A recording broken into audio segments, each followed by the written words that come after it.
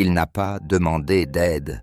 Il n'a même pas levé la tête lorsque la pluie s'est intensifiée, mais il a vu la femme seule au bord de la route, trempée, épuisée, portant plus que le poids de son sac à dos. Il était un père célibataire qui rentrait chez lui.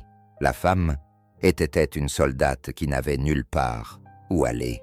Aucun d'eux ne savait qu'un si simple geste de gentillesse allait ouvrir les portes d'une histoire qu'aucun d'eux n'oublierait jamais. Et ce coup discret à la porte allait tout changer. Si vous croyez aux secondes chances, aux moments tranquilles qui mènent à de grandes choses et à l'amour qui guérit les cœurs, alors abonnez-vous dès maintenant. Laissez-moi vous ramener au jour où tout a commencé. La pluie commença par un murmure, d'abord doux, comme des doigts tapotant doucement contre le pare-brise de la vieille camionnette Ford de Ben Callahan. Mais en quelques minutes, elle se transforma en une pluie battante, une averse typique de l'Oregon, implacable et glaciale, balayant la route de campagne sombre, comme si la nature avait quelque chose à dire et n'acceptait pas de refus. Ben se pencha en avant, plissant les yeux à travers les essuie-glaces qui fonctionnaient à plein régime pour dégager le pare-brise. Ses mains, rugueuses et calleuses à force de travailler dans la menuiserie, agrippèrent le volant tandis qu'il jetait un coup d'œil au garçon assis sur le siège passager. « Tout va bien, mon grand ?» demanda-t-il d'une voix basse et calme. « Ouais, 9 ans. » Les cheveux blonds pâles collés à ses tempes, acquiesça sans lever les yeux de son livre. « Je me demandais juste si on allait arriver avant que le dîner ne soit froid. » Ben esquissa un sourire fatigué. « Si cette pluie ne nous emporte pas, tout ira bien. » Ils se trouvèrent juste à la sortie de Bois-Rosé, une petite ville forestière qui comptait plus de chiens que de feux de signalisation, nichée entre des collines couvertes de pins et enveloppée d'un calme brumeux qui apaisait et hantait Ben depuis le décès de sa femme 4 ans plus tôt. Chaque recoin sentait encore son parfum. Chaque dîner était un souvenir. Chaque nuit était trop longue. Mais ce soir, il n'était pas question de chagrin. Ce soir, il s'agissait simplement de rentrer à la maison, jusqu'à ce qu'il aperçoive la silhouette au bord de la route. Au début, cela ressemblait à une boîte aux lettres ou à une souche d'arbre. Mais un éclair a soudainement illuminé la nuit. Et Ben l'a vue clairement. Une femme seule, debout, la tête baissée, un sac militaire à ses pieds, trempé jusqu'aux os dans son uniforme. Ses cheveux noirs collaient à son cou comme des lianes. D'une main, elle essayait de se protéger, les yeux de la pluie battante, tandis que l'autre serrait son téléphone, tendu comme une bouée de sauvetage vers le néant. Ben avait déjà le pied sur le frein, avant même d'avoir eu le temps de réfléchir. Le camion dérapa légèrement sur la chaussée glissante avant de s'arrêter, maté à quelques mordelles. « C'est une soldat », dit papa Lucas, les yeux écarquillés. Ben ne répondit pas. Il était déjà sorti de la voiture. La pluie le fouettait, tandis qu'il courait vers elle, éclaboussant la boue. De près, il vit la fatigue se dessiner sur son visage, sa peau pâle, sous la lumière vacillante des réverbères. Ses épaules étaient affaissées sous un poids qui n'avait rien à voir avec le sac qu'elle portait. « Ça va ?» cria-t-il pour couvrir le bruit de la tempête.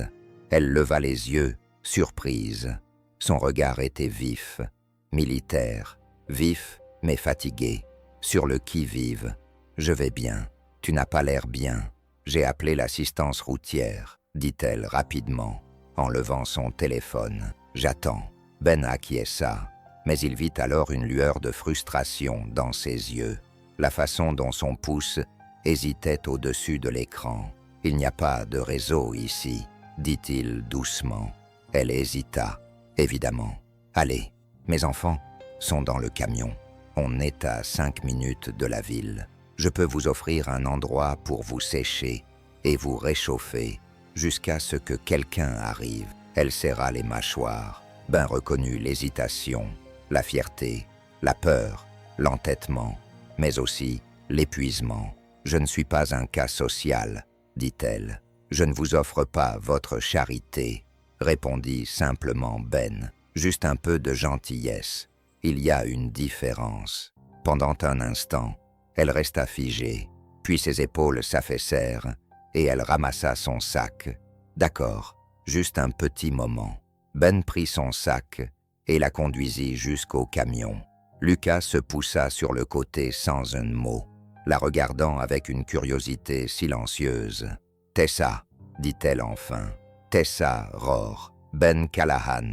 Et ça, c'est Lucas. » Lucas fit un petit signe de tête respectueux, comme on lui avait appris à le faire lorsqu'il rencontrait quelqu'un de nouveau, en particulier quelqu'un en uniforme. Ils roulèrent en silence pendant un moment, la pluie martelant le toit comme un tambour. Ben lui jeta des regards furtifs, son visage impénétrable, les yeux serrés, jetant parfois un coup d'œil au garçon.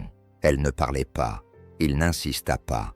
Lorsqu'ils arrivèrent devant sa petite cabane en bois de cèdre, nichée à l'orée de la forêt, Ben se gara et coupa le moteur. « Ce n'est pas grand-chose, dit-il en sortant de la voiture, mais c'est chaud, sec, et le toit tient bon. » L'intérieur de la cabane sentait le pain et quelque chose de légèrement sucré, peut-être de la vanille, peut-être du bois de chauffage.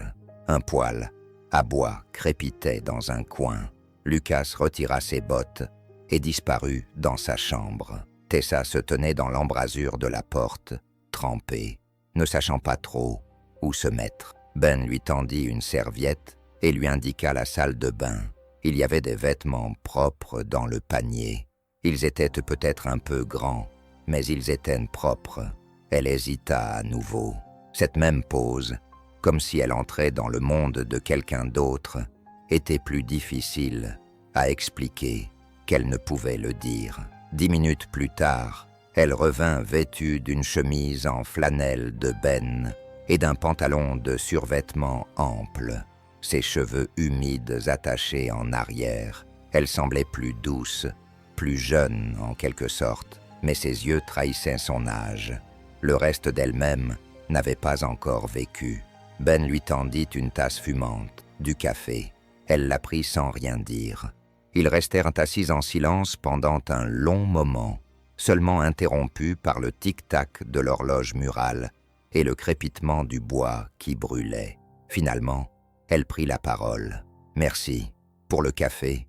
demanda-t-il en haussant un sourcil. « Pour t'être arrêté. » Ben haussa les épaules. « Je n'avais pas le choix. C'est ce qui fait que c'est important. » La tempête continuait de faire rage dehors. Le vent hurlait dans les arbres comme des fantômes qui n'étaient pas tout à fait prêts à partir. Mais à l'intérieur, quelque chose de fragile et d'humain avait commencé. Pas une histoire d'amour, pas un espoir, juste de la chaleur. Le genre de chaleur qui ne pose pas de questions, le genre qui reste. Et pour Tessa Rohr, cela faisait longtemps que rien ne restait. Tessa n'avait pas prévu de s'arrêter. Elle n'avait pas vraiment de plan, juste une voiture empruntée avec un GPS cassé, un sac de voyage rempli de vêtements et une carte pliée tellement de fois qu'elle commençait à se déchirer. La ville de Bois Rosé ne figurait même pas sur son itinéraire initial. Elle était censée se diriger tout droit vers le nord, se rendre sur la tombe d'Adrien, au cimetière militaire de Fontainebleau, puis continuer son chemin.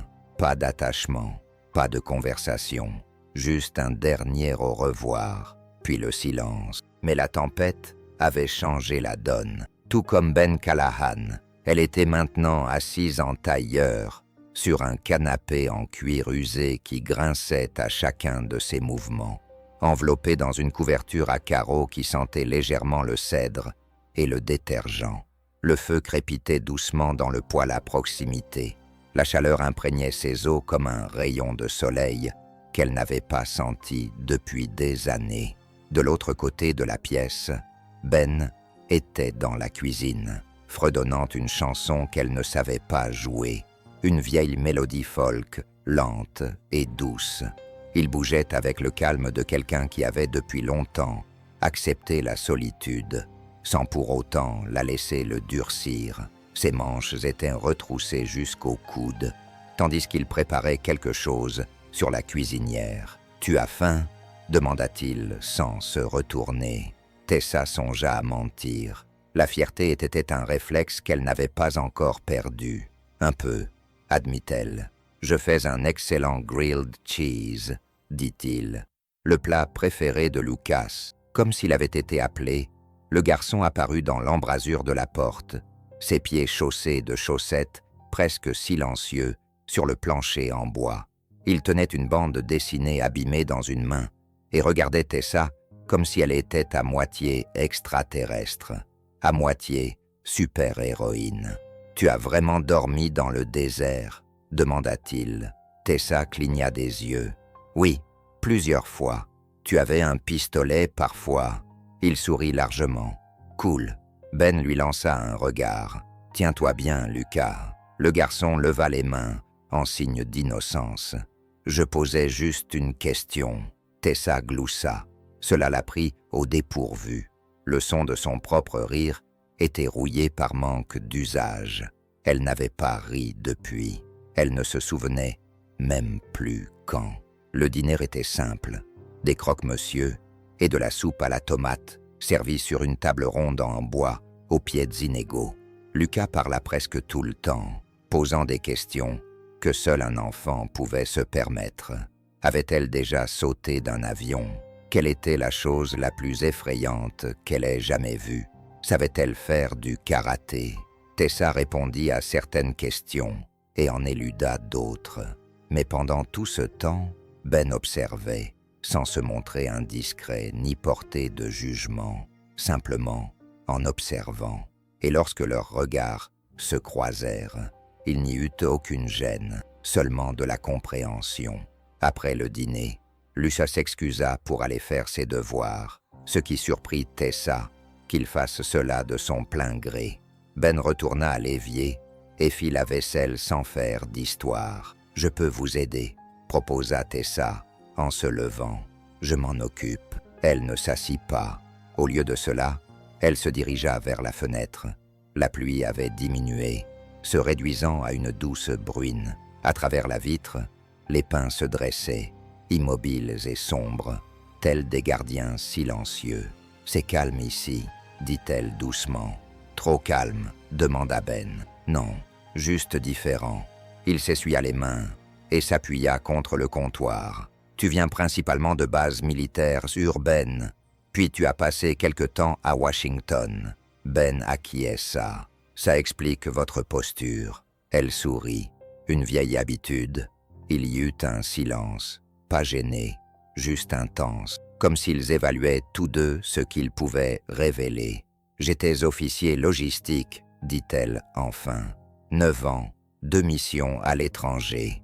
J'ai quitté l'armée il y a 3 semaines. » Il ne répondit pas tout de suite, se contentant d'acquiescer. « J'ai perdu quelqu'un là-bas, » ajouta-t-elle. « C'est pour ça que je conduisais. J'étais en route pour sa tombe. » Ben parlait à voix basse. « Je suis désolé. Moi aussi. » Elle s'enveloppa dans ses bras, soudainement frigorifiée malgré le feu. « Je n'arrête pas de me dire que si je suis là-bas, debout à l'endroit où il est enterré, tout reprendra un sens. » Ben ne bougea pas, n'essaya pas de la réconforter. Au lieu de cela, il dit « Parfois, on ne trouve pas de réponse devant une tombe, seulement le silence. » Tessa se tourna vers lui, surprise par la clarté de ses mots. « Tu as perdu quelqu'un, ma femme, d'un cancer, il y a 4 ans. » Il le dit simplement, sans dramatiser, comme une vérité avec laquelle il avait vécu assez longtemps pour l'accepter, mais sans l'oublier. « Je suis désolé, » répéta-t-elle. Il lui adressa un sourire fatigué. « Moi aussi. » Un silence paisible s'installa dans la pièce. Dehors, les dernières gouttes de pluie tombaient des gouttières. À l'intérieur, le feu faiblissait légèrement, projetant de douces ombres ambrées sur les murs. Ben fit un signe vers le canapé Tu peux rester dormir ici cette nuit. Ta vieille voiture a sûrement besoin de plus que du ruban adhésif. » Tessa ne discuta pas. Elle ne voulait pas dormir dans la voiture.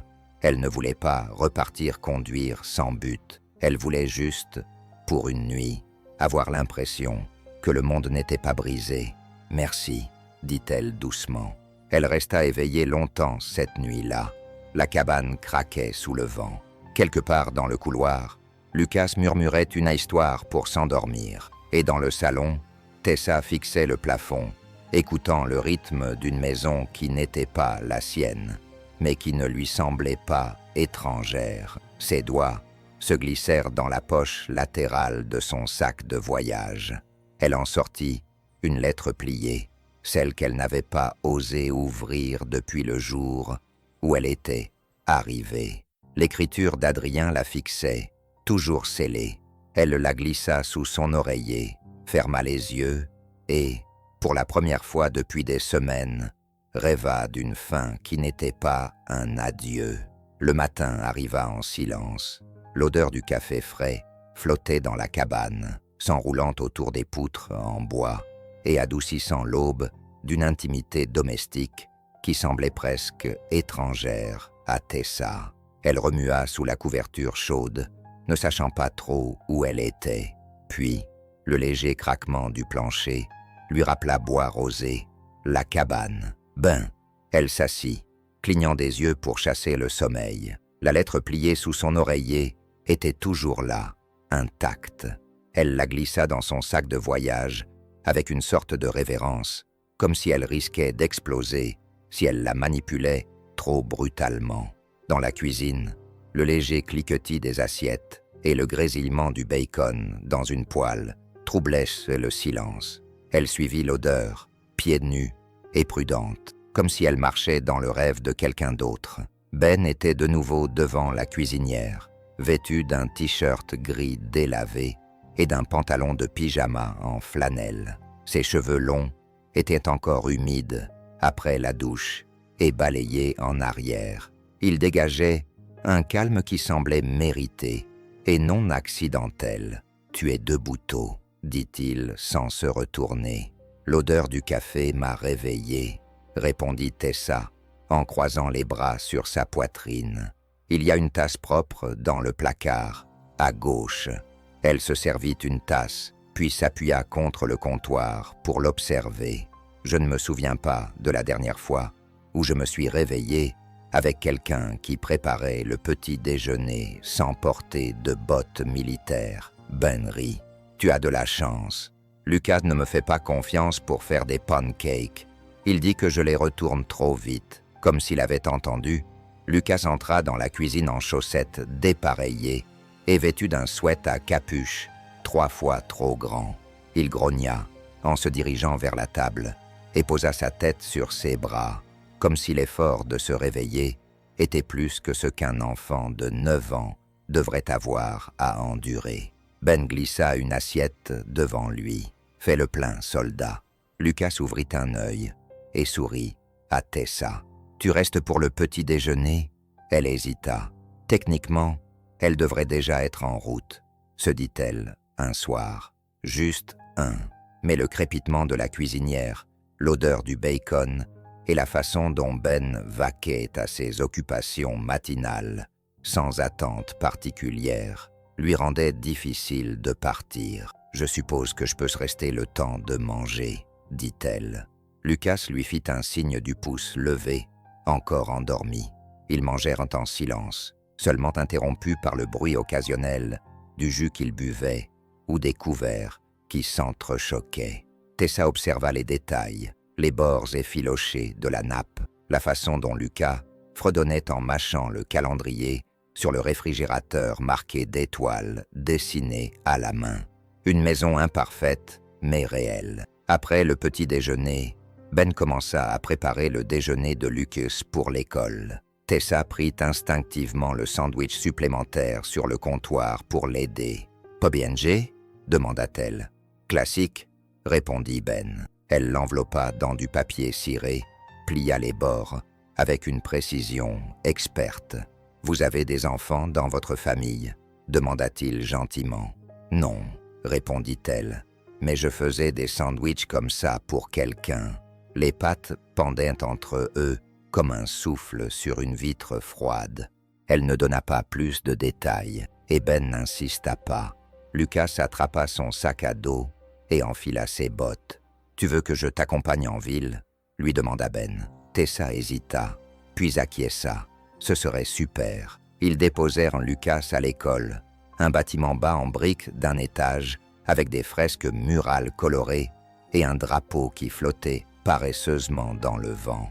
Alors qu'il courait sur le trottoir, il se retourna et fit signe à Tessa.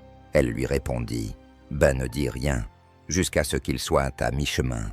Tu as quelque chose de prévu aujourd'hui ?» J'allais faire remorquer la voiture, réfléchir à la suite.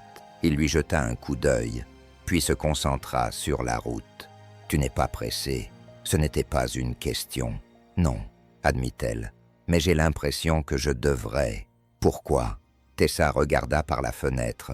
Les pins défilèrent, grands et silencieux. « Parce que si je reste trop longtemps sans rien faire, j'ai l'impression que quelque chose manque. » Ben hocha la tête, comme s'il comprenait. Parfois, c'est justement quand quelque chose manque que la guérison commence. Ils roulèrent en silence jusqu'à destination.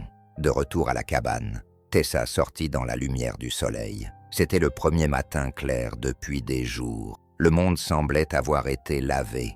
Elle se promena dans le jardin, où une vieille balançoire en bois était suspendue à une branche basse. Elle s'assit et se balança lentement, faisant grincer la balançoire. La vue était à couper le souffle.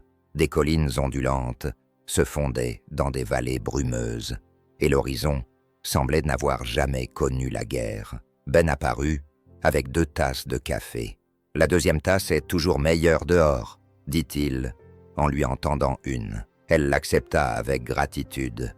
Ils restèrent longtemps sans parler, puis elle rompit le silence. « Il avait 29 ans, dit-elle. Adrien, nous avons servi ensemble pendant 3 ans.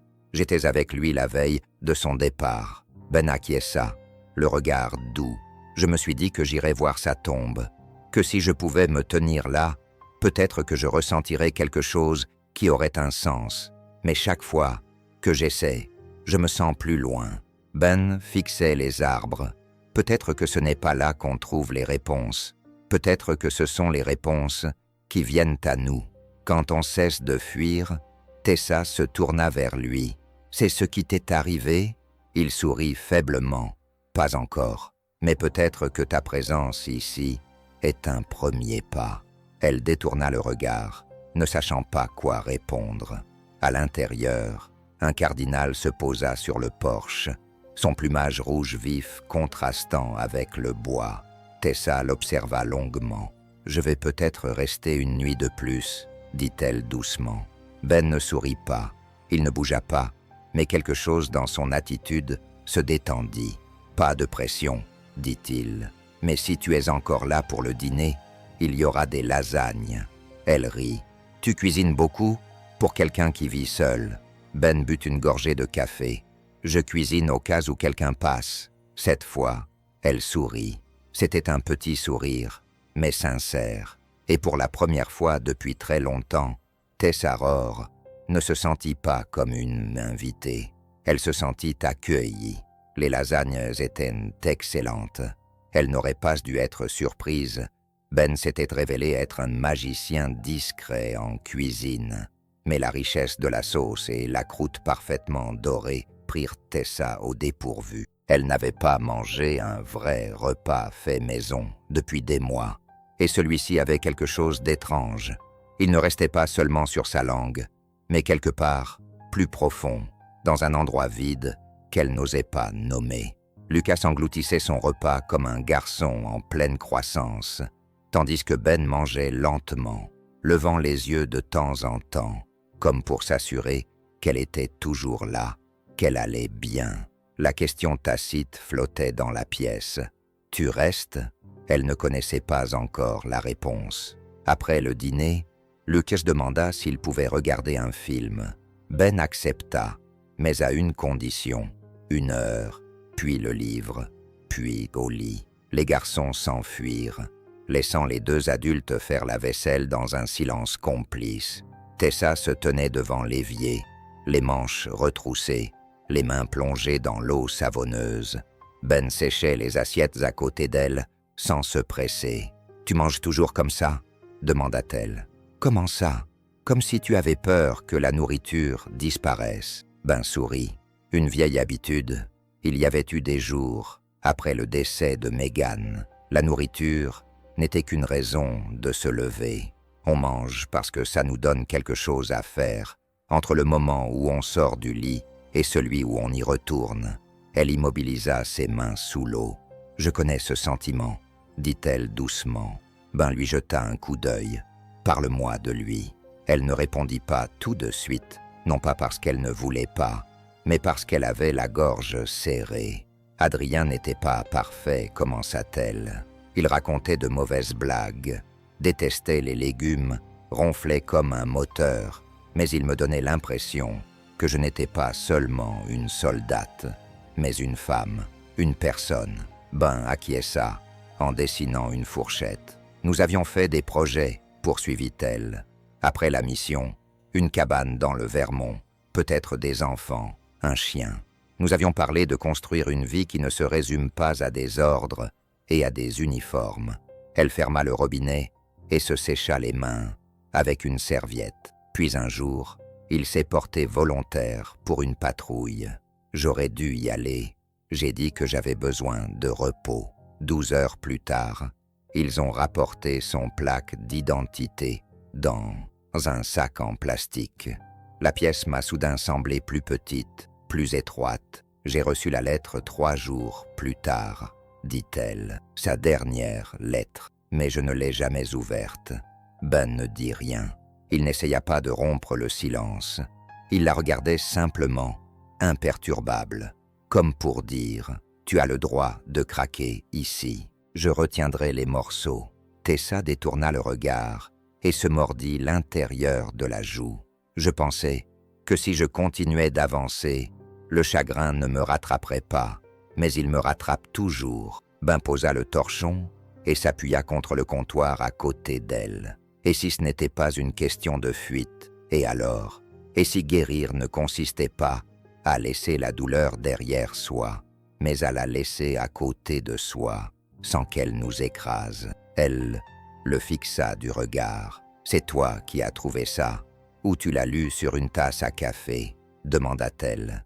Ben rit, d'un rire grave et chaleureux. J'ai eu des années pour y réfléchir, et beaucoup de café.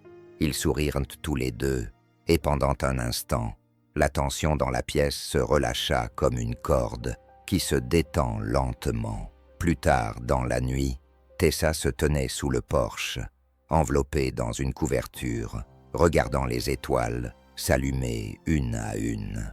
L'air était frais, parfumé par les pins, et chargé d'un silence que l'on ne trouve que dans les bois. La porte grinça derrière elle. Ben sortit avec 2 tasses à la main. « Comme il, dit-il, pas de pression. » Elle prit la tasse, reconnaissante. Ils se tenaient côte à côte, sans se toucher, sans parler, respirant simplement au rythme de la nuit. « Tu sais ce qui est drôle, » dit-elle, après un moment. « Je n'ai jamais voulu être sauvée. Je voulais juste me sentir vue. » Ben acquiesça lentement. Et maintenant, elle le regardait. « Vraiment, je crois que j'ai envie de rester comme ça. Juste un moment. » Il ne répondit pas, mais quelque chose changea dans son attitude. De l'approbation, peut-être du soulagement. À l'intérieur, le film de Lucas était terminé, et il traversa la pièce, à pas feutrés, en appelant. « Bonne nuit », répondit Ben, son compagnon de nuit. Tessa appela doucement. « Dors bien », entendit-elle. Puis une pause, puis la voix du garçon à nouveau. « Vous aussi, mademoiselle Tessa ». Cela la frappa, de manière inattendue. Ce nom, ce ton, cette place dans la vie de quelqu'un, aussi petite soit-elle, une invitée, une présence, une voix qui méritait d'être retenue. Cette nuit-là, le sommeil fut long à venir. Tessa était recroquevillée sur le canapé, la lettre d'Adrien à nouveau sous son oreiller. Ses doigts flottaient au-dessus, suivant le seau, sentant le poids fragile des mots qu'elle n'était toujours pas prête à entendre. Mais quelque chose avait changé. Le vide dans sa poitrine était toujours là, mais il résonnait désormais d'autre chose que de la douleur. Il résonnait des rires du dîner, des questions innocentes de Lucas, de la force tranquille de Ben, d'un sentiment d'appartenance. Peut-être que le chagrin n'avait pas disparu. Peut-être avait-il simplement fait place à d'autres choses. L'espoir, la gentillesse, une seconde chance. Et peut-être, juste peut-être, que cette petite cabane à bois rosé n'était pas un détour. Peut-être était-ce le début. C'est le bruit de la pluie qui la réveilla. Pas une tempête, juste une pluie régulière et rythmée qui faisait osciller les arbres et respirer la terre plus profondément.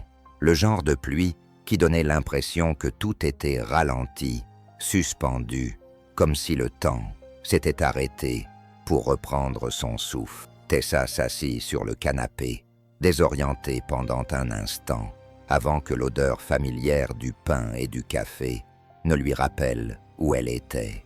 Elle se frotta les yeux et regarda autour d'elle. Le feu était éteint depuis longtemps, mais quelqu'un, probablement Ben, avait mis une couverture supplémentaire sur elle pendant la nuit.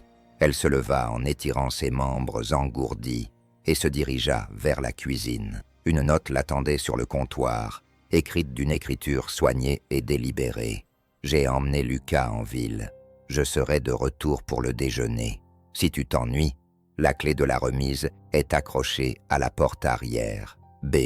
La remise. » La curiosité la tiraillait comme un vieil instinct. Elle trouva la clé à l'endroit indiqué et sortit. La remise se trouvait juste derrière les arbres, une vieille construction délabrée, recouverte de mousse et de lierre qui s'enroulait autour des fenêtres. Elle l'avait déjà remarqué, mais avait supposé qu'elle servait à ranger des outils ou du bois de chauffage. La clé s'enfonça dans la serrure rouillée avec un clic satisfaisant. La porte s'ouvrit en grinçant, laissant échapper une odeur de cèdre et quelque chose de vaguement nostalgique, comme l'enfance ou un souvenir. À l'intérieur, il n'y avait ni désordre, ni outils, juste un seul objet, recouvert d'une bâche beige. Tessa s'avança lentement et retira la bâche. Un piano droit, légèrement abîmé mais conservé avec amour. Ses touches noires et blanches s'étaient ternies par l'usage, et une petite fissure courait le long du bord laqué, mais il était magnifique et accordé. Elle s'assit instinctivement et passa ses doigts sur les touches. Sans réfléchir, elle se mit à jouer. Pas une chanson avec des paroles ou un but précis, juste des sons, des notes qui s'élevaient du bout de ses doigts, comme des souffles. Les premiers accords étaient hésitants, maladroits, mais ensuite, sa mémoire musculaire prit le relais et quelque chose d'ancien se déploya dans sa musique. Elle n'avait pas touché un piano depuis avant Adrien, avant moi, avant d'apprendre à dissimuler ses sentiments sous un uniforme et à les laisser derrière elle. Ben entendit le piano avant de la voir. Il venait de se garer dans l'allée, les courses à l'arrière. Lucas était déjà à moitié sorti du camion lorsque la mélodie traversa la cour, douce, mélancolique, pleine de douleur et d'autres choses, quelque chose comme de la grâce. Il s'arrêta de marcher. Lucas se retourna. Papa Ben leva la main. « Rentre, mon grand. J'arrive dans 1 minute. » Il marcha vers la remise, chaque pas plus lent que le précédent. Une fois arrivé à la porte, il ne l'ouvrit pas. Il s'appuya simplement contre le cadre et écouta. C'était une chanson qu'il n'avait pas entendue depuis des années. Pas cette mélodie en particulier, mais l'émotion qu'elle lui procurait. Celle que sa défunte épouse Megan jouait les matins calmes, quand le monde s'éveillait. Ce n'étaient pas les notes qui l'étouffaient, c'était le silence qu'elle créait. À l'intérieur, Tessa était perdue dans la musique, les yeux fermés, les épaules détendues, le visage apaisé. Elle semblait en paix. Quand elle eut enfin terminé, elle laissa ses doigts s'attarder sur les touches. Ben frappa doucement. Elle se retourna, surprise. « Je ne voulais pas », commença-t-elle. Il entra en secouant la tête. « Ne t'excuse pas, je ne savais même pas qu'il fonctionnait encore. Tu ne joues pas. » « Avant, oui, dit-il. Megan jouait mieux que moi. Après son décès, j'ai simplement fermé la porte. » Tessa regarda le piano. « Il est magnifique. » « Elle l'était aussi, dit-il doucement. Puis il s'éclaircit la gorge. Le piano aussi. Il y eut un silence entre eux, mais il ne semblait pas pesant. « Je n'ai pas joué depuis l'université, dit-elle, avant l'armée. Adrien m'a appris quelques morceaux, mais j'ai arrêté quand il, tu sais, Ben acquiesça. Toi et Megan, dit Tessa, avec précaution. Vous étiez ensemble depuis longtemps, des amoureux du lycée, mariés à 23 ans, diagnostiqués à 34 ans, décédés à 36 ans.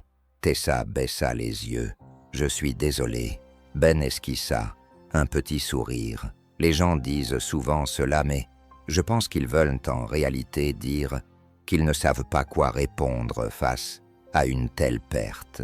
Et ce n'est pas grave. Moi non plus, je ne savais pas quoi dire. Elle croisa les mains sur ses genoux. « Elle te manque encore tous les jours ?» demanda-t-il sans hésiter. « Mais pas comme avant. Je ne ressens plus cette douleur aiguë et suffocante. Maintenant, c'est plutôt comme quand on se souvient d'une chanson préférée. Ça fait mal. Mais ça me rappelle aussi que j'avais quelque chose qui valait la peine d'être perdu. » Tessa sentit sa poitrine se serrer. « J'ai eu peur de me souvenir, » admit-elle. « Peur que si je commençais, je ne pourrais plus m'arrêter. » Ben la regarda avec gentillesse. « C'est le problème avec les souvenirs. Ils ne demandent pas la permission. Ils reviennent quand même. » Elle fouilla dans sa poche et en sortit la lettre. Elle était toujours scellée.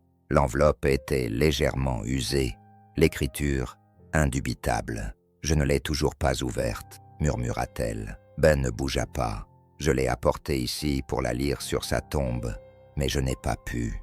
J'ai peur de ce que Ben demanda doucement, que cela mette fin à tout, qu'une fois que je l'aurai lu, il sera vraiment parti. » Ben s'avança, la voix basse. Ou peut-être que c'est le contraire. Peut-être que ce qu'il a écrit ramènera une partie de lui.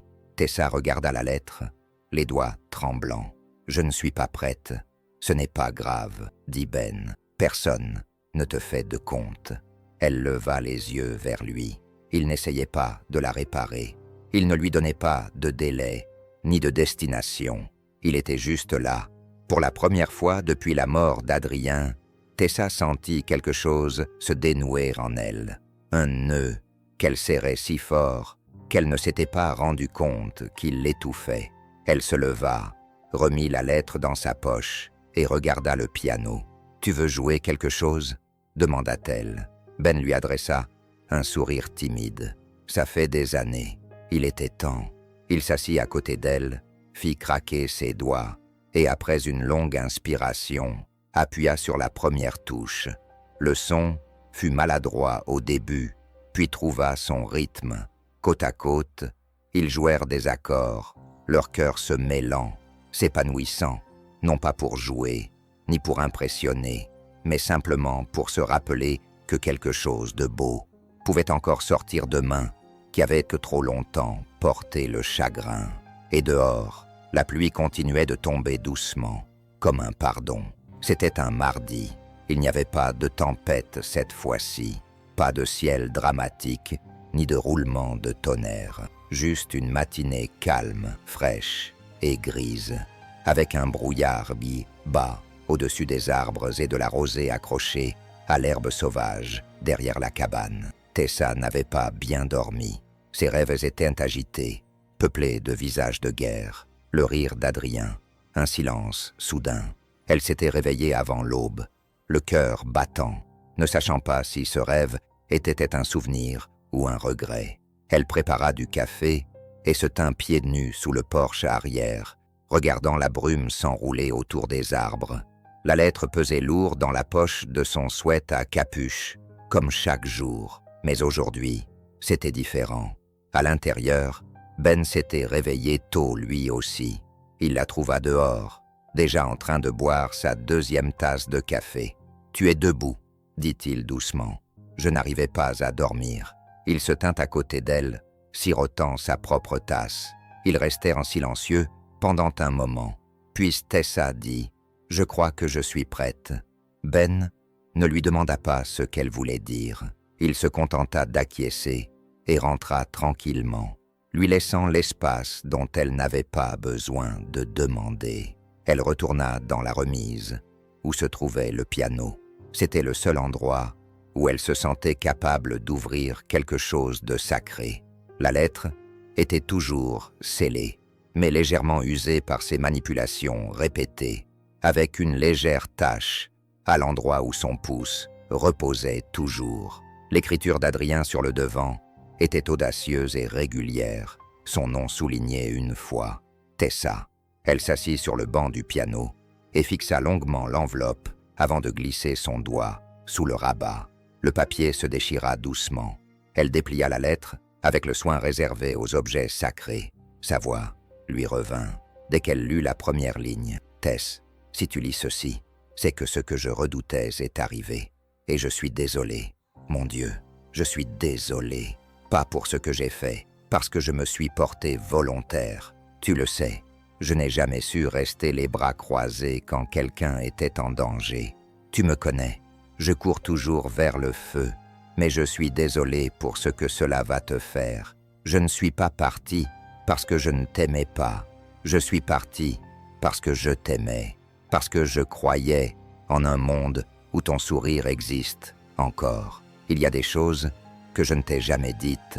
Peut-être que j'avais peur, peut-être que je pensais que nous avions le temps.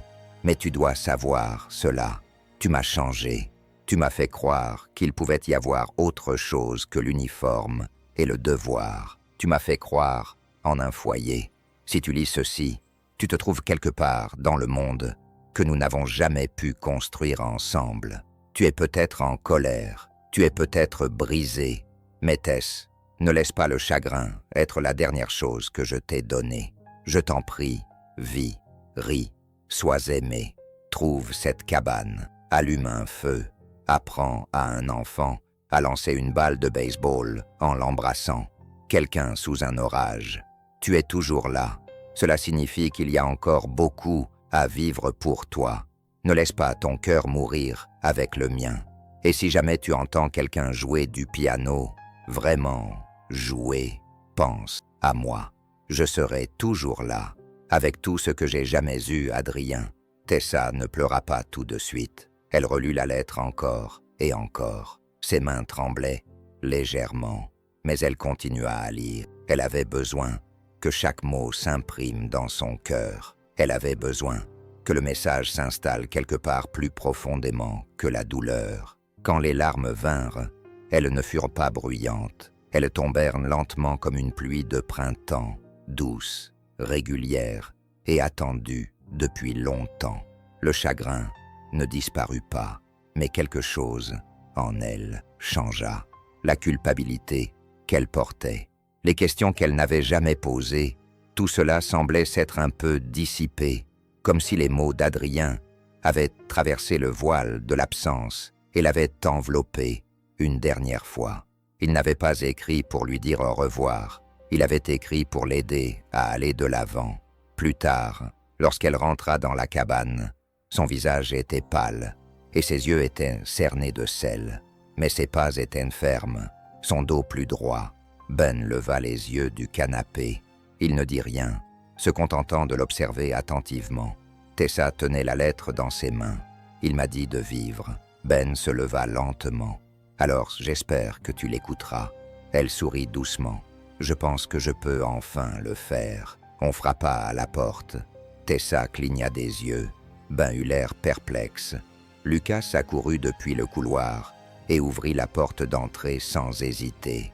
« Mademoiselle Tessa, dit-il, vous avez du courrier. » Le garçon lui tendit une petite enveloppe en papier craft, avec un cachet de l'armée dans le coin supérieur gauche. Elle fronça les sourcils, le cœur battant légèrement. Ben se pencha vers elle. Encore des trucs militaires. Tessa l'ouvrit. À l'intérieur se trouvait un certificat, une lettre de démobilisation honorable et une deuxième note avec des initiales manuscrites au bas de la page. Elle la lut en silence. Ses sourcils se levèrent légèrement. « Ils m'offrent un poste civil dans l'État, coordinatrice de formation en logistique, à temps partiel. Je travaillerai avec des vétérans en transition vers la vie civile. » Ben haussa un sourcil. Et où serait-ce? Elle leva les yeux, surprise. Ici, dans ce comté. Lucas, qui était parti chercher du jus, passa la tête par la porte. Ça veut dire que tu restes. Tessa le regarda, puis elle regarda Ben. Elle ne répondit pas tout de suite. Je ne sais pas, dit-elle doucement. Ben ne semblait pas déçu, juste pensif. Je pense que ce serait bien, dit-il. Pour eux, pour toi, pour Lucas, pour toi, demanda-t-elle. Ben haussa les épaules. Peut-être. Elle plia la lettre et la rangea. Ce soir-là, elle joua à nouveau du piano. Et lorsque Ben la rejoignit à mi-chemin, elle ne s'arrêta pas. Pour la première fois depuis la mort d'Adrien, elle ne survivait pas. Elle commençait à vivre. C'était le genre de soirée qui s'enveloppe d'or. Le soleil filtrait à travers les arbres et les lignes obliques, projetant une lueur chaude sur le porche de la cabane où Tessa était assise, les genoux repliés contre sa poitrine, un verre de limonade posé sur l'accoudoir. À l'intérieur, Lucas fredonnait tout seul, construisant quelque chose de complexe avec des Legos. Ben était dans la cuisine, préparant tranquillement un plat qui sentait le romarin et l'ail. Cela faisait 4 jours qu'elle avait ouvert la lettre d'Adrien. 4 jours d'une paix inattendue. Elle n'avait pas encore pris de décision concernant l'offre d'emploi. Chaque fois qu'elle regardait l'enveloppe, elle voyait des possibilités, mais aussi de la peur. Après tout ce temps, passé à fuir, à rester, rester semblait être le choix le plus courageux. Mais le courage, elle l'avait appris, ne consistait pas toujours à se battre. Parfois, il s'agissait d'oser, reconstruire quelque chose, pièce par pièce. Le soleil descendait. Tessa se leva et s'étira sur le plancher en bois de la véranda, qui était chaud sous ses pieds. À l'intérieur, Ben coupait des légumes, les manches retroussées, un petit sourire aux lèvres. Il avait l'air content, épanoui.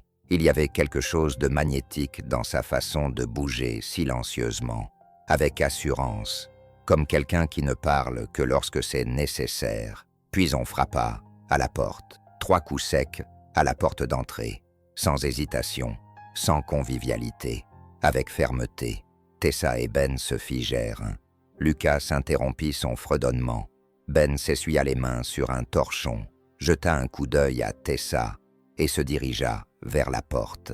Il l'ouvrit lentement, prudemment.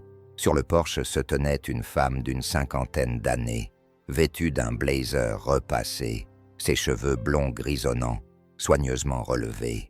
Elle avait le regard vif et alerte, et tenait à la main une fine mallette en cuir. « Monsieur Callahan, dit-elle. Ben acquiesça. « Oui, je suis Marianne Doyle, des services sociaux. Je suis ici au sujet de Lucas. » Le silence dans la pièce devint électrique.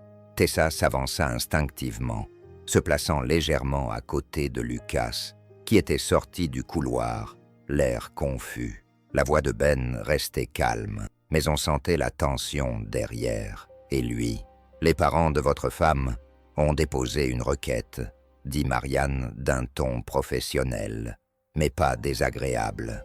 Ils demandent un examen officiel de l'accord de garde de Lucas. Ben serra les mâchoires. « Je crois comprendre qu'ils ne vous ont pas parlé depuis plus de 2 ans, » dit Marianne. « Mais ils ont fait part de leurs inquiétudes concernant le bien-être de Lucas. La procédure standard veut qu'une évaluation à domicile soit effectuée lorsqu'une enquête officielle est ouverte. Le pouls de Tessa s'accéléra. Quel genre de préoccupation? Marion ouvrit son dossier. Des allégations de négligence affective, un manque de soutien scolaire, un isolement social.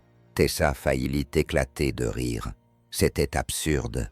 Lucas était l'un des enfants les plus émotionnellement équilibrés qu'elle ait jamais rencontrés. Ben parlait d'une voix basse et maîtrisée. Ils étaient contre l'enseignement à domicile. Ils disaient que cela le rendrait bizarre. Megan et moi avons décidé de nous occuper de son éducation. Il s'épanouit.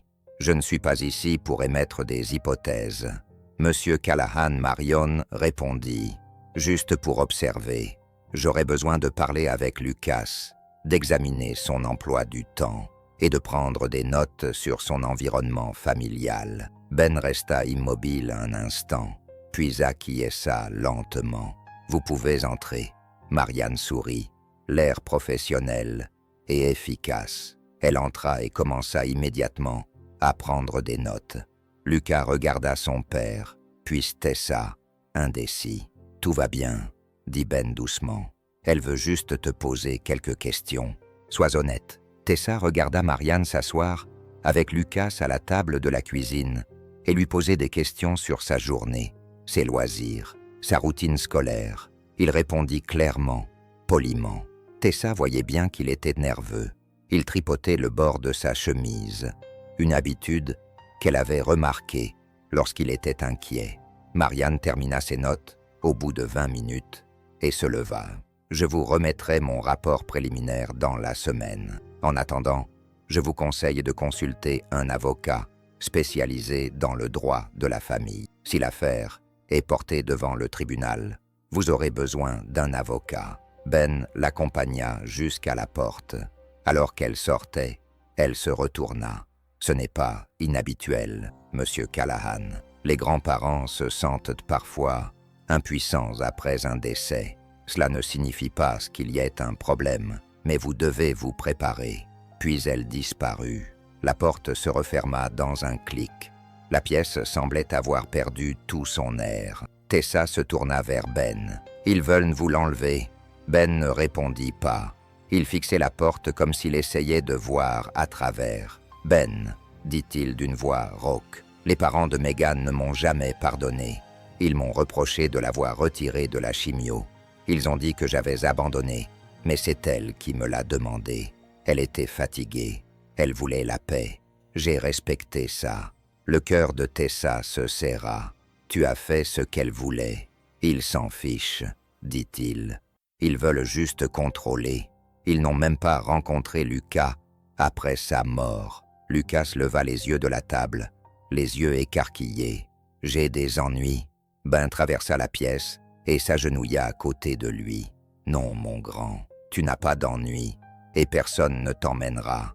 Mais s'ils essayent. » Ben regarda son fils et pour la première fois depuis que Tessa l'avait rencontré, sa paume se crispa. « Ils peuvent essayer, » dit-il, « mais ils devront passer par moi. » La main de Tessa se posa sur l'épaule de Ben. Il ne broncha pas. « Ils ne gagneront pas, » dit-elle doucement. « Pas si je peux l'empêcher. » Il leva les yeux vers elle. Pendant un long moment, il ne dit pas un mot, mais quelque chose d'inexprimable passa entre eux.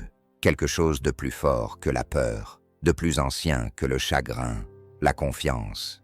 Le coup qui avait été frappé n'était pas seulement à la porte. Il avait touché quelque chose de profond dans le passé de Ben, sa culpabilité, son chagrin, son fragile sentiment de paix. Mais il avait aussi fait autre chose. Il avait rapproché Tessa. Cette nuit-là, après que Lucas se fut endormi, Tessa trouva Ben dans la remise, fixant le piano sans le toucher. « Ils vont insister, » dit-il doucement. « Plus que je ne le pense.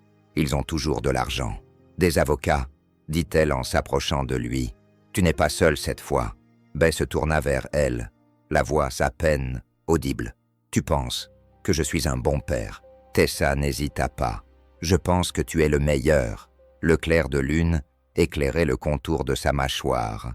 Ses yeux brillaient. Aucun des deux ne bougeait. Pas encore. Mais quelque chose avait déjà commencé. pas seulement la lutte pour garder une famille unie, mais le début lent et fragile de quelque chose qui ressemblait beaucoup à de l'amour. L'odeur du poulet rôti emplissait la cabane comme une promesse silencieuse. C'était l'idée de Tessa, après les coups à la porte, après la visite de l'assistante sociale, après que le masque de contrôle de Ben eut enfin craqué pendant quelques courtes secondes de vulnérabilité. Elle avait voulu faire quelque chose, n'importe quoi, qui n'implique pas de paperasse, de peur ou d'attente. Alors, elle avait cuisiné.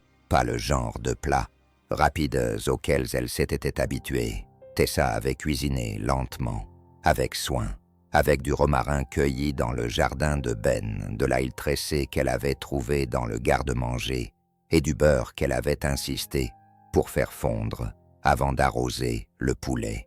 Ben l'observait depuis l'embrasure de la porte, appuyé contre le cadre, les bras croisés, sans intervenir, se contentant de regarder. Elle se déplaçait dans sa cuisine comme si elle était chez elle, comme si cet espace n'attendait que sa présence pour prendre vie. « Lucas » appela-t-elle, en s'essuyant les mains sur un torchon. « Mets à la table. » Le garçon passa la tête par la porte, le visage encore rouge, après avoir joué dans le jardin. « On a des invités. »« Non, » répondit-elle. « On va juste faire de cette soirée un moment spécial. » Il sourit et courut vers le tiroir où se trouvaient les couverts. « Spécial, ça me plaît, » dit Ben en riant. Il n'a pas l'habitude d'associer ce mot au dîner. Tessa lui fit un clin d'œil. Il est temps que ça change. Une fois la table mise et les plats fumants, ils s'assirent non seulement pour manger, mais aussi pour faire une pause, respirer, être. Les chaises en bois craquaient. La pluie tambourinait à nouveau doucement contre les fenêtres. Au fond de la forêt, un chouard poussait son cri. Le monde ralentit. « On dit le bénédicité ?» demanda Lucas. Ben eut l'air surpris. « On n'a pas fait ça depuis longtemps. » Tessa sourit gentiment. « Vas-y. » Lucas baissa la tête et murmura quelque chose que ni l'un ni l'autre ne purent entendre. Puis il releva la tête, les joues légèrement roses. « J'ai juste dit merci, » expliqua-t-il. « Pour vous, pour le dîner. » Ben ébouriffa ses cheveux. C'était une prière plutôt sérieuse. Ils mangèrent. La conversation s'engagea naturellement.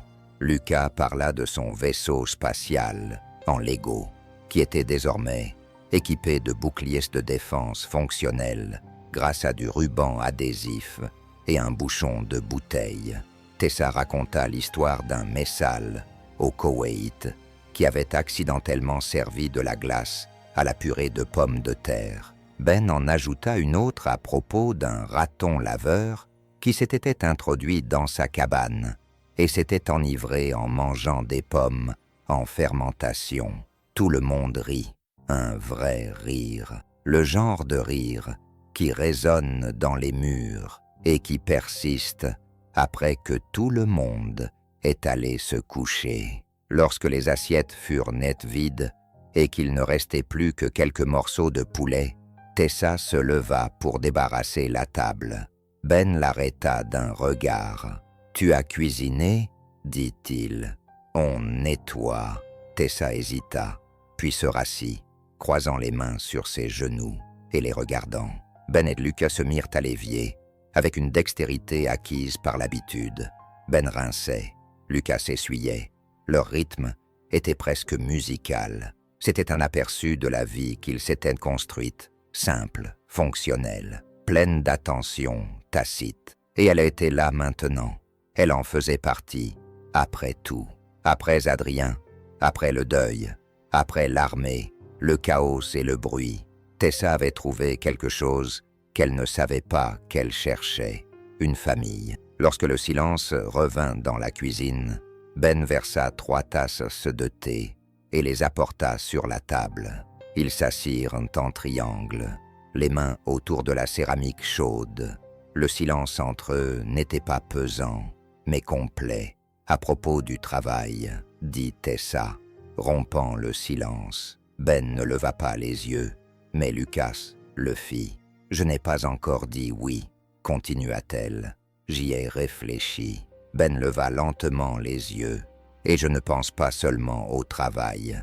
Je pense à ce que cela implique, à ce que signifierait vraiment rester ici. Ben ne dit rien. Il n'insista pas. Alors elle ajouta, « Je me dis que peut-être un foyer n'est pas forcément quelque chose qu'on construit à partir de rien. Peut-être que parfois, c'est quelque chose qui attend d'être accepté. » Lucas cligna des yeux. « Ça veut dire que tu vas rester ?» Tessa se tourna vers lui. « Je n'ai pas encore décidé.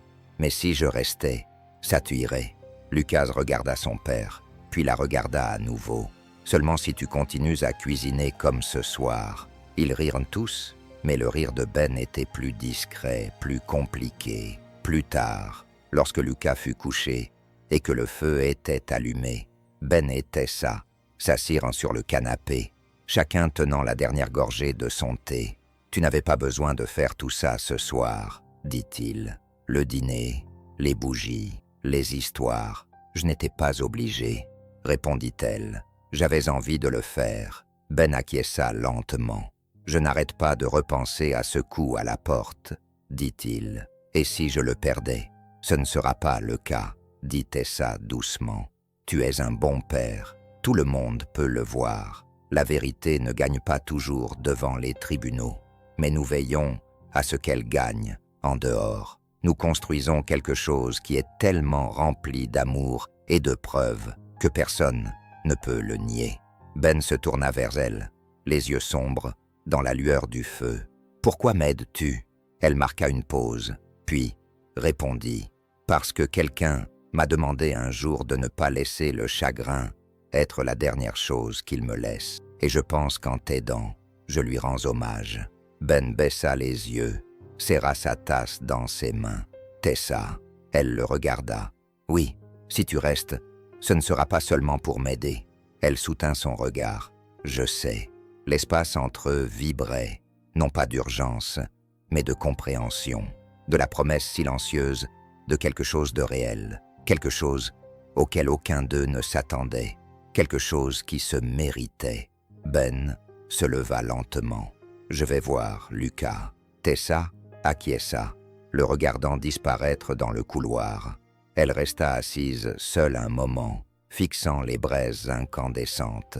Il y avait eu beaucoup de tables dans sa vie, des réfectoires, des salles de débriefing, des comptoirs de motel solitaires. Mais la table de ce soir, encombrée de rires, d'histoires et d'amour, était la première qui lui donnait l'impression d'être un endroit où elle pouvait revenir, peut-être même appartenir. Le lendemain matin arriva dans un silence inquiétant.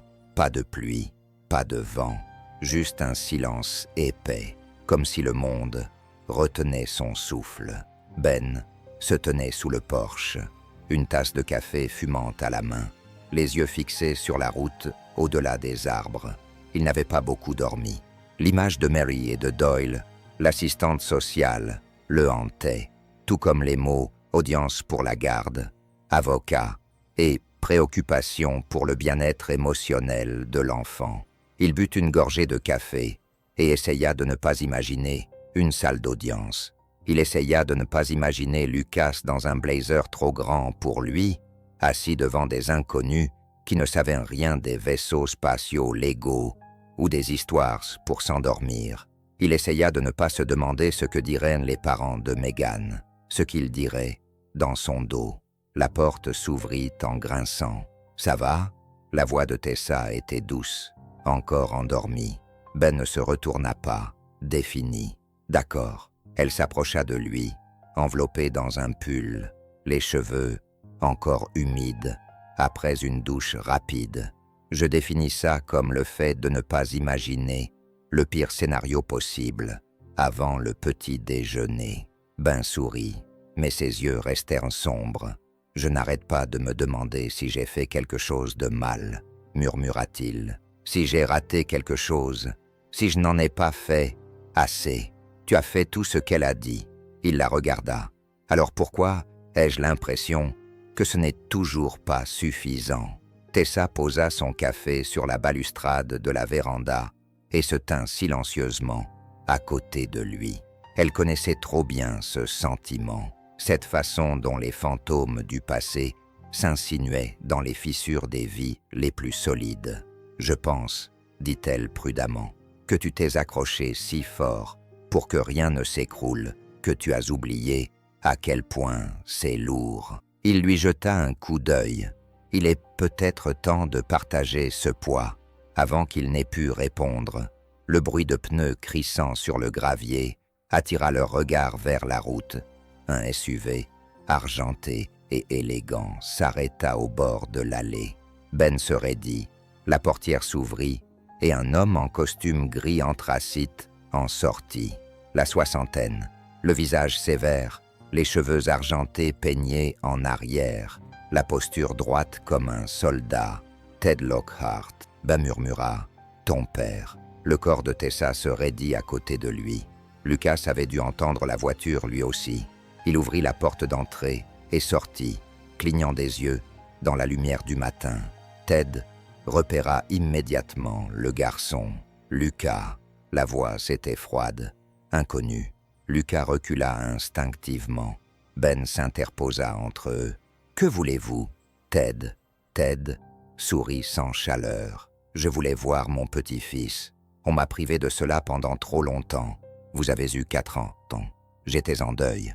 Et Ben ricana. Le deuil ne te fait pas disparaître. Et il ne te donne pas le droit de détruire le seul foyer que cet enfant ait jamais connu. » Tessa s'avança légèrement, sa présence délibérée. Ce n'est peut-être pas le moment ni l'endroit. Ted la regarda de haut en bas. « Et toi, tu es quelqu'un qui s'en soucie. » Il se retourna vers Ben. « Cela n'a pas besoin de dégénérer. Nous pouvons discuter de la garde de manière civilisée, des visites supervisées, peut-être une transition structurée. » « Il n'y aura pas de transition, » dit Ben d'une voix ferme. « C'est mon fils. Megan et moi sommes d'accord. C'est vous qui êtes partis. » L'expression de Ted se durcit. Ce n'était pas de l'abandon, c'était pour le protéger. De ce que Ben lui avait enlevé par amour, d'un père qui faisait de son mieux. Ted ne répondit pas. Tessa observait. Ben vit ses épaules se crisper, sa respiration se raccourcir. Elle lui toucha doucement le bras. « Rentre », murmura-t-elle. « Je m'en occupe. » Ben hésita, puis acquiesça. Il se retourna, prit la main de Lucas et le guida vers la cabane. Tessa s'avança. « Vous avez tout à fait le droit de regretter votre fille, » dit-elle, « et de vouloir créer un lien avec votre petite-fils. Mais ce n'est pas la bonne façon de faire. » Ted fronça les sourcils. « Vous pensez comprendre cette famille ? » ?»« Non, » répondit-elle, « mais je comprends la douleur. Et ce garçon a déjà perdu un parent. Si vous l'arrachez maintenant, vous ne sauvez rien. Vous ne faites qu'ajouter aux dégâts. » Ted serra la mâchoire. « Vous avez été militaire. Vous connaissez donc le devoir. » Elle acquiesça. « Oui, c'est pourquoi je suis ici. » Un long silence s'installa. Puis Ted fouilla dans la poche de son manteau et lui tendit une carte. « Les coordonnées de mon avocat. Nous procéderons officiellement. » Tessa prit la carte, mais ne dit rien.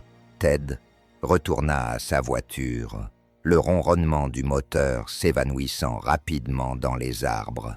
Elle resta là longtemps, après son départ, fixant l'endroit où il se trouvait.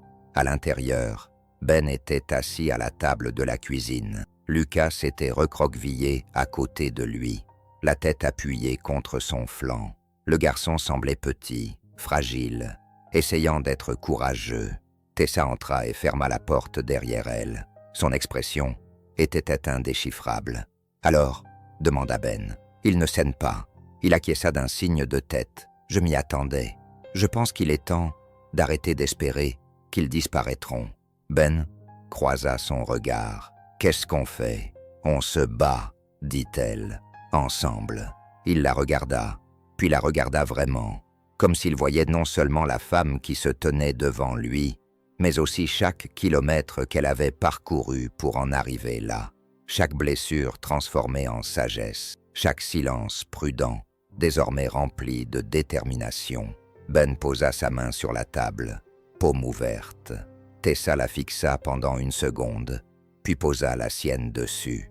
Lucas les regardait en silence, et bien qu'aucun mot ne fût prononcé, il leva la main et ajouta sa petite main, joignant les leurs. À cet instant, rien en eux n'avait de traditionnel, ni le sang, ni les vœux, ni les papiers, mais c'était une famille, c'était réel. La date du procès fut fixée à 2 semaines, à compter du vendredi.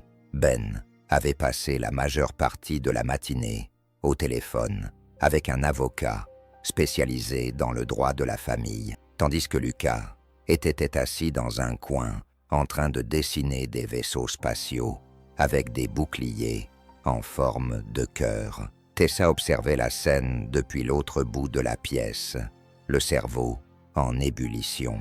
La maison semblait plus étroite, plus fragile, comme si le poids de ce qui allait se passer s'était insinué dans les murs et faisait tout craquer. Ben raccrocha le téléphone et se tourna vers elle. Ils veulent des lettres de recommandation, des preuves de stabilité, des lettres du conseil d'établissement, des voisins, n'importe qui, pouvant témoigner du bien-être de Lucas. « Tu les auras », dit-elle presque automatiquement. « Je sais », répondit-il, en s'asseyant lentement à table, les épaules plus lourdes que d'habitude. « Une partie de moi a envie de crier, admit-il. L'autre partie veut juste prendre Lucas et disparaître dans les montagnes. Tu ne le feras pas, dit Tessa. Tu n'es pas fait pour ça. » Bah leva les yeux. Comment le sais-tu? Parce que tu es resté. Le silence qui suivit fut plus doux cette fois-ci, comme le calme après une chanson, et personne ne veut bouger. Tessa prit une profonde inspiration. « J'ai reçu un appel ce matin, » dit-elle. Ben haussa un sourcil. « De qui? » ?»« Du bureau des anciens combattants. Ils m'offrent le poste de coordinatrice logistique. C'est un poste permanent, à temps plein, pas à temps partiel comme avant. » Son visage resta neutre, impassible. « C'est ce que tu voulais. » Elle acquiesça. « C'est un bon travail. Aider les programmes de formation des anciens combattants. C'est utile. » Mais elle hésita, puis le dit. « C'est à Strasbourg. » Ben se pencha en arrière. « C'est à 3 heures d'ici. » « Je sais. » Il regarda par la fenêtre, la mâchoire serrée. Tessa parla doucement. « Je n'ai pas encore dit oui. » Ben se tourna vers elle, le regard calme. « À cause de nous. À cause de Lucas, dit-elle, la première. À cause de toi. Parce que cet endroit m'a apporté quelque chose dont je ne savais pas que j'avais besoin. » Ben se leva et se dirigea vers la fenêtre. « Je ne veux pas te retenir, Tessa. Tu n'as pas à le faire. Tu as toute une vie qui t'attend dehors, une vie propre, avec un salaire, une assurance maladie, et des gens qui ne se présentent pas pour te menacer de te retirer la garde de tes enfants. » Elle s'approcha lentement de lui. « Je ne veux pas d'une vie propre. Je veux une vie honnête. Je veux une vie vraie. Je veux une vie désordonnée et brute, remplie de toasts brûlés et de rires autour de la table. » Et Ben, il se retourna. « Si tu penses que j'assège choisir entre aider les vétérans et t'aimer, alors tu ne m'as jamais compris. » Les mots restèrent suspendus entre eux. Elle ne l'avait jamais dit auparavant. Pas à voix haute, t'aimer. Les yeux de Ben s'assombrirent, non pas de douleur, mais d'autre chose, comme un homme qui aurait retenu son souffle si longtemps qu'il aurait oublié comment expirer. « Tessa, » dit-il doucement, « il y a quelque chose que je ne t'ai pas dit. » Elle attendit. Je n'étais pas seulement fatigué après la mort de Megan. J'étais brisé. Je suis sombré dans la dépression. Il y avait des jours où je laissais l'oche chez des voisins et où je partais en voiture. Je ne pouvais pas le regarder sans la voir. Je ne pouvais pas dormir sans entendre sa toux. Tessa lui prit la main. Il la laissa faire. J'ai failli le confier à ses parents.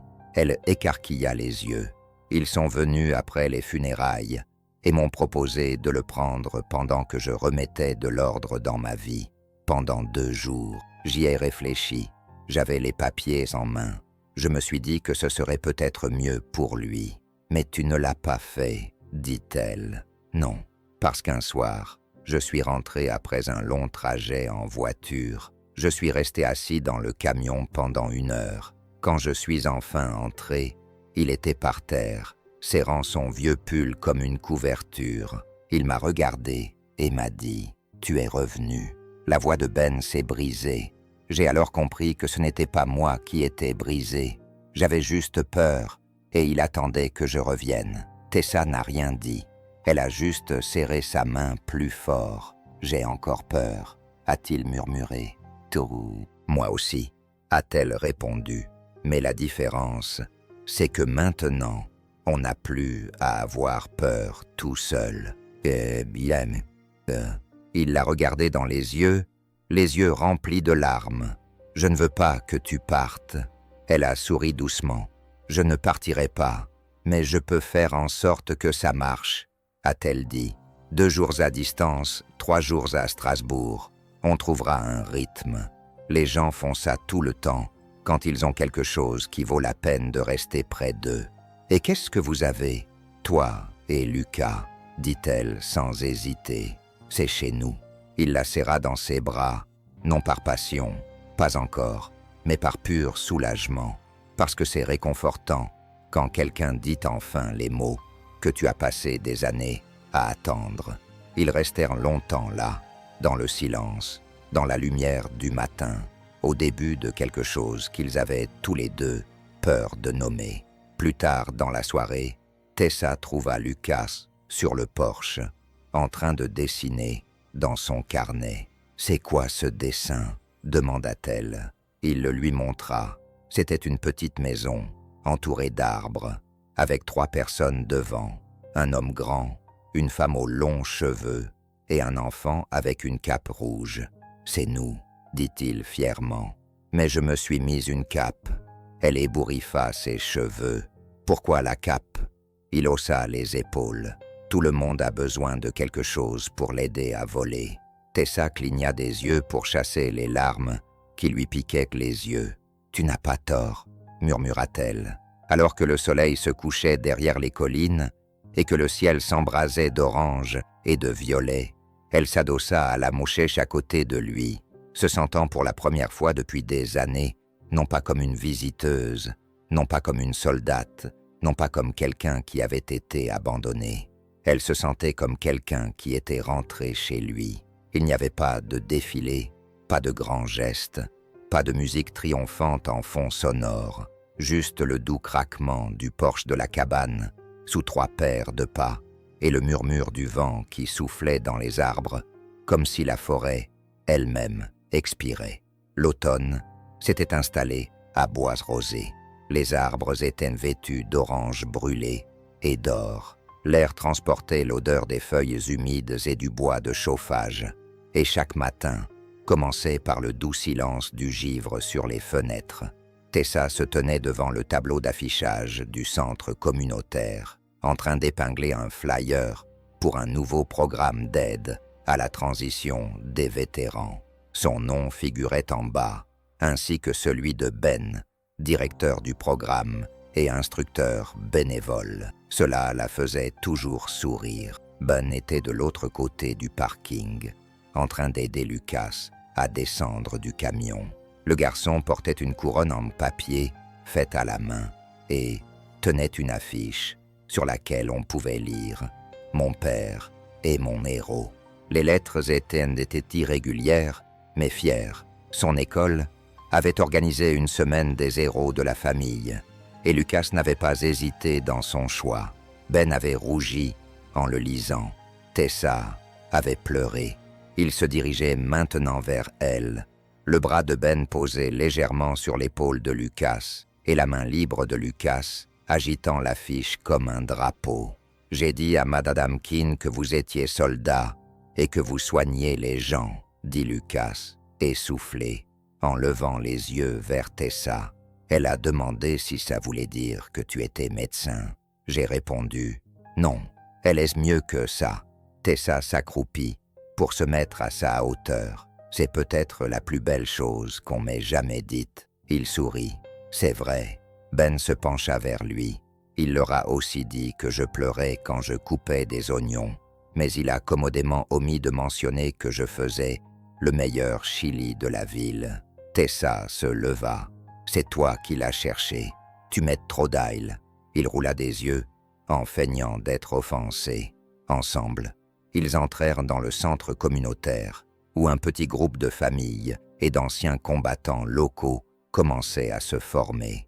La lumière était chaleureuse, les tables étaient couvertes de desserts, faits maison, et de gobelets en papier remplis de cidre. Tessa avait organisé toute la soirée, une soirée de bienvenue pour ceux qui ont servi, et Bois Rosé était là. Tessa prit le micro un instant et s'éclaircit la gorge. « Je ne suis pas douée pour les discours », elle commença en souriant nerveusement. « Mais je voulais juste vous remercier d'être venu, de croire aux secondes chances, de prouver que parfois, la maison n'est pas un endroit où l'on retourne, c'est quelque chose que l'on choisit de construire pour aller de l'avant. » Des applaudissements polis, chaleureux et sincères ont suivi. Elle est descendue de l'estrade et a trouvé Ben qui la regardait avec une admiration silencieuse. « Tu es toujours nerveuse devant un public ?» lui a-t-il demandé. « Seulement quand l'homme que j'aime me regarde », a-t-elle répondu. Ben a cligné des yeux, prise au dépourvu. C'était la première fois qu'elle le disait. Elle n'est pas revenue sur ses mots. Il s'est avancé et a glissé sa main dans la sienne. J'ai attendu longtemps pour entendre ça. Elle se pencha vers lui. Je le sais. Et tout à coup, la pièce s'évanouit. Le bruit, les lumières, le brouhaha des conversations, tout s'est estompé devant la gravité de ce moment. C'est le baiser qui suivit, ni précipité, ni ostentatoire, juste sincère et intense, qui fit applaudir quelqu'un dans la foule, et Lucas gloussait bruyamment derrière une table de biscuits.